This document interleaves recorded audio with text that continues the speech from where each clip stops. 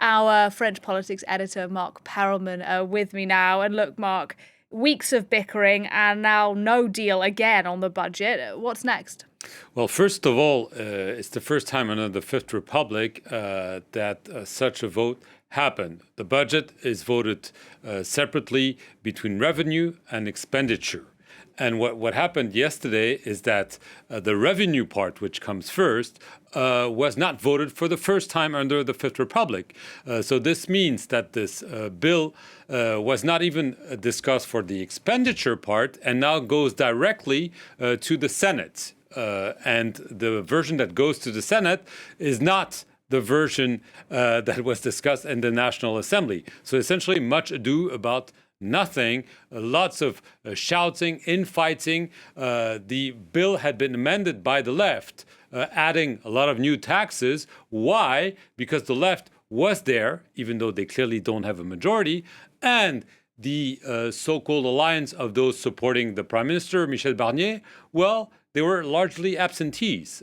Some had weekends in their local areas. Others probably had yoga classes. Everyone's been wondering where they have been when the government needed their support to push the budget bill. But clearly, they don't have a majority in the parliament. So what we've been going through, essentially, is going through the motion. And the big question is now whether the Senate, which leans towards the right, will send back to the National Assembly a bill that will not be voted by the National Assembly.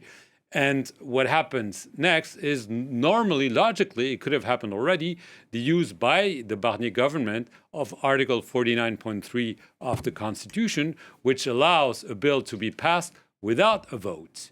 In exchange, quote unquote, what you get is a motion of defiance. And here is the big risk for the government, because the left has already said if they use the nuclear weapon, quote unquote, again, Article 49.3, we will push for a motion of defiance. And what does the far right do? Does it join the motion of defiance or not? They've been saying yes, maybe not, no. No one really knows. And if they join the left, this means this government is finished. And so clearly, this is very, very, very complicated times. There's a lot of pressure from Brussels, from the financial market, as you said, to balance the books. They're trying to cut spending as much as possible, but clearly the political situation makes it even more difficult.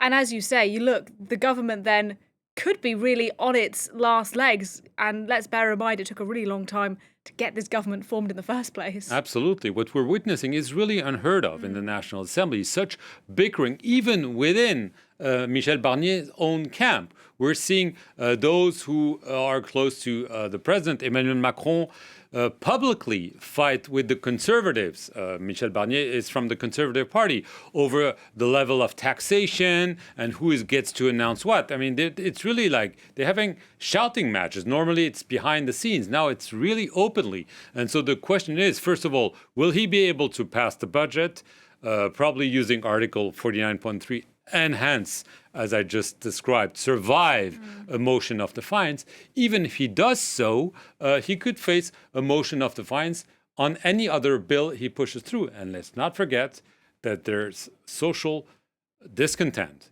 happening. We're seeing the farmers call for a day of action this coming Monday, not so much to oppose the government, but to oppose a free trade deal between the European Union and the Mercosur, an alliance of several South American states, because they say it hurts the revenues. But the farmers were on the streets of France for several weeks just a year ago because they were claiming they were not getting enough revenues, not enough help from the government.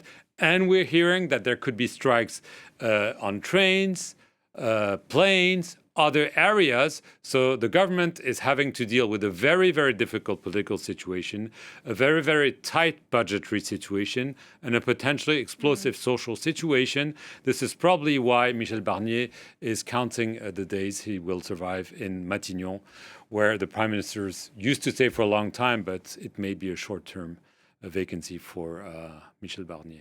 All right, fascinating. We'll see what happens. Thanks very much, Marc Perelman.